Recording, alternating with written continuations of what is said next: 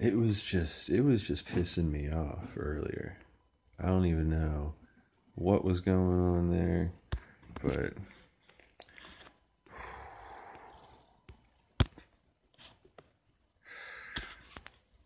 everybody breathe, everybody breathe.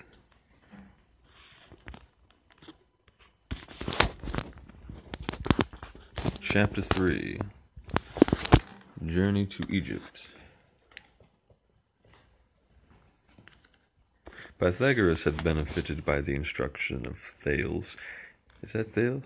Yeah. Yes, in many respects, but his greatest lesson had been to learn the value of saving time, which led him to abstain entirely from wine and animal food, avoiding greediness, confining him. As a result, his sleep was short, and the general health of his body was invariable. He sailed to Sidon, which to be his native country, and because it was on his way to Egypt, in Phoenicia he conversed with the prophets who were the descendants of Moschus, the physiologist, and with many others, as well as with the local hierophants. He was also initiated into all the mysteries of Byblos and Tyre, and in the Syria, he was led to all that made love for contemplation, and nothing the mysteries of the divines which deserved to be learned. After gaining all he could from the Phoenician mysteries, he found that they had originated from the sacred rites of Egypt, forming as it were an Egyptian he might find erudite beautiful the advice of his teacher Thales. He left as soon as possible. Some sailors, who the very opportunity had to land on the Phoenician coast Mount Carmel, in the temple on the peak of which Pythagoras for the most part dwelt in sleep, to intend profit by selling him into slavery, but they changed their mind in his favor during the voyage, when they perceived the chastened venerability of the mode of life he had undertaken. They began to reflect that there was something supernatural in the youth's modesty, and in the manner in which he had unexpectedly appeared. Get off the table.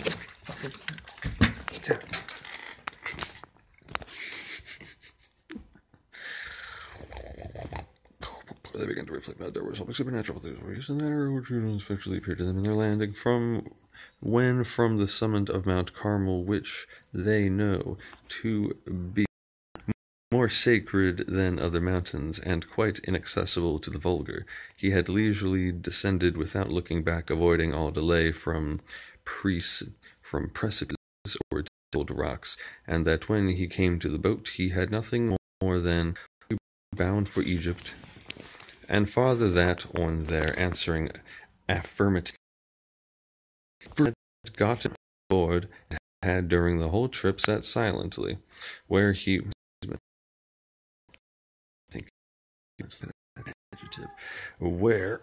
he would be least likely to inconvenience them at their tasks. For 2 nights and 3 days Pythagoras had remained in the same unmoved position, without food, drink, or sleep, except that dozed while sitting upright.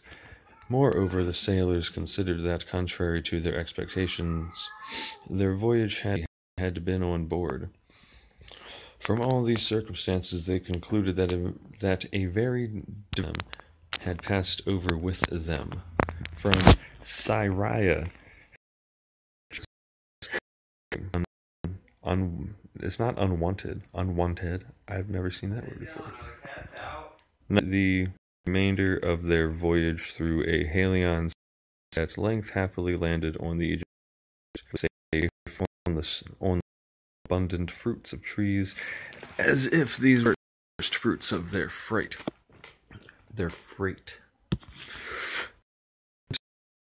To him, and departed hastily to their destination. Pythagoras, however, whose body had become emaciated through the severity of so long a fast, did not refuse the sailors' help in landing, and as soon as they had left partook of as much of the fruits as was requisite to restore his physical vigor. Inland,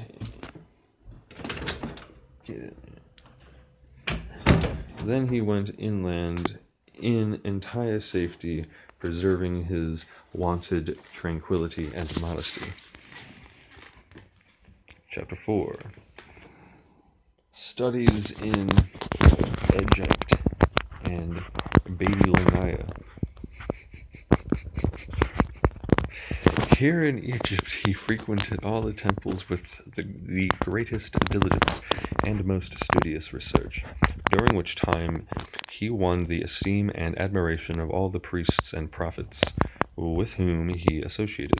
Having most solicitously familiarized himself with every detail, he did not, nevertheless, neglect any contemporary celebrity, whether sage renowned for wisdom or peculiarly performed mystery. Peculiarly. Peter Pepper, pickle peppers. He did not fail to visit any place where he thought he might discover something worthwhile. That is how he visited all of the Egyptian priests, acquiring all of the wisdom each possessed. He thus passed 22 years in the sanctuaries of temples, studying astronomy and geometry, and being initiated in no casual or superficial manner in all the mysteries of the gods. At length, however, he was taken captive by the soldiers of Cambyses, I don't even know, and carried off to Babylon, where he was overjoyed to associate with the Magi, who instructed him in their venerable knowledge and in the most perfect worship of the gods. Through their assistance, likewise, he studied and completed arithmetic, music, and all the other sciences. After 12 years, about the 56th year of his age, he returned to Samos. Chapter 5. Travels in... I'm not sure how to mispronounce that. Travels in Greece. Settlement at Crotona. On his return to Samos, he was recognized by some of the older inhabitants, who found that he had gained in beauty and wisdom. That one's stupid. And wisdom. And achieved a divine graciousness, wherefore they admired him all the more. He was officially invited to benefit all men by imparting his knowledge publicly. To this he was not averse, but the method of teaching he wished to introduce was the symbolical one, in a manner similar to that in which he had been instructed in Egypt. This mode of teaching, however, did not please the Samians, whose attention lacked perseverance. Not one proved genuinely desirous of those mathematical disciplines which he was so anxious to introduce among the Greeks, and soon he was left entirely alone. This, however, did not embitter him to the point of neglecting or despising Samos because it was his hometown. He desired to give his fellow citizens a taste of the sweetness of the mathematical disciplines, in spite of their refusal to learn. To overcome this, he devised and executed the following stratagem. In the gymnasium, he happened to observe the unusually skillful and masterful ball-playing of a youth who was greatly devoted to physical culture, but impecunious. Someone check the definition of impecunious for me. Boo! Boo! I don't like this. I don't like this. This ain't good enough. And in difficult circumstances. Pythagoras wondered whether this youth, if supplied with the necessaries of life and freed from the anxiety of supplying them, could be induced to study with him. Pythagoras therefore called the youth as he was leaving the bath, and made him the proposition to furnish him by the means to continue his physical training, on the condition that he would study with him easily, and that he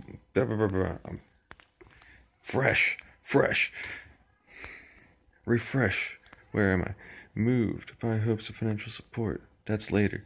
Pythagoras wondered whether the youth is supplied with the necessities of life, freedom, and anxiety, supplying them could be induced to study with him. Pythagoras therefore called the youth as he was leaving the bath and made him the proposition to furnish him the means to continue his physical training on the condition that he would study with him easily and gradually, but continuously, so as to avoid confusion and distraction. Certain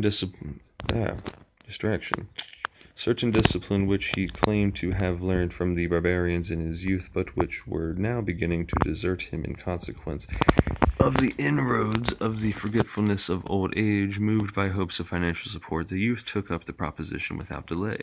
Pythagoras then introduced him to the rudiments of arithmetic and geometry, illustrating them objectively on an abacus, paying him 3 oboli as fee for the learning of every figure. This was continued for a long time, the youth being incited to the study of geometry by the desire of honor, with diligence and in the best order.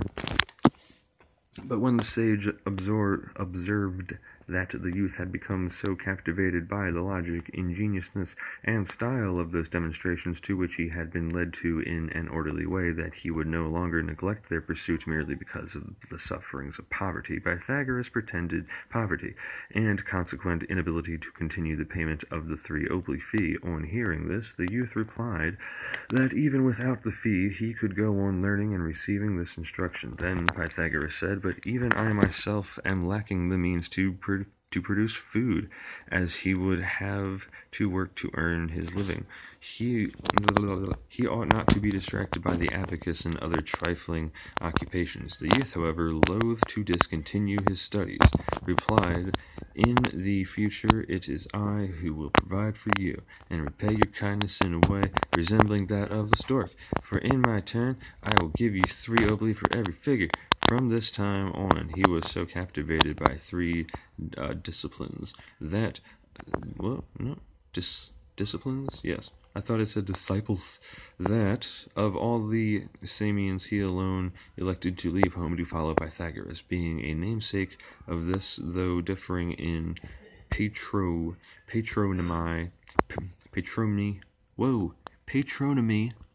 being the son of Eratocles. God damn it, I want to get it right. Eratocles. It is probably to him that should be ascribed 3 books on athletics, in which he recommends a diet of flesh instead of dry figs, which of course would hardly have been written by the Mensurean Pythagoras. Vegetarian. Old Indian word for bad hunter. About this time, Pythagoras went to Delos, where he was much admired as he approached the so-called bloodless altar of Father Apollo and worshipped it. Then Pythagoras visited all the oracles. He dwelt for some time in Crete and Sparta to learn their laws, and on acquiring proficiency therein, he returned home to complete his former omissions. On his arrival in Samos, he first established a school, which is even now called the Semicircle of Pythagoras, in which the Samians now consult about public affairs, feeling the fitness of dispensing justice and promoting profit in the place constructed by him, who promoted the welfare of all mankind. Outside of the city, he formed a cave adapted to the practices of his philosophy, in which he spent the greater part of day and night, ever busied with scientific research and meditating, as did Minos, the son of Jupiter. That's right, even Pythagoras was a cave beast. Indeed, he surpassed those who later practiced his disciplines, chiefly in this, that they advertised themselves for the knowledge of theorems in minute importance, while Pythagoras unfolded a complete science of the celestial orbs, founding it on arithmetical and geometrical demonstrations. Still more than for all this, he is to be admired for what he accomplished later. His philosophy now gained great importance, and his fame spread to all Greece, so that the best students visited Samoa on his account to share in his erudition, but his fellow citizens insisted on employing him in all their embassies, and compelled him to take part in the administration of public affairs. Pythagoras began to realize the impossibility of complying with the claims of his country while remaining at home to advise his philosophy, and observing that all earlier philosophers had passed their life in foreign countries, he determined at the time, that's what he did, he determined to resign all political occupations. Besides, according to contemporary testimony, he disgusted at the Samarians' scorn for education. What do you mean you don't want to know things? Are you fucking retarded? And I guess we're having right then. Therefore, he went to Italy, conceiving that his real fatherland must be the country containing the greatest number of most scholarly men. Such was the success of his journey that on his arrival at Crotona, the noblest city in Italy, that he gathered as many as 600 followers, who by his discourses were moved, not only to philosophical study, but to an amicable sharing of their worldly goods, whence they derived the names Cenobites. Yes, we are having some boomer technical difficulties right now. I tell you what, Mr. Gunshine Fashion. But we are done now. Even though, it's telling me that it's better now. Ugh. Well, I'm going to pick up from chapter 6 later. See everyone in... I want to just say the future, but I want to make a joke. But I'm too tired to make a joke, so I'll see you in the future.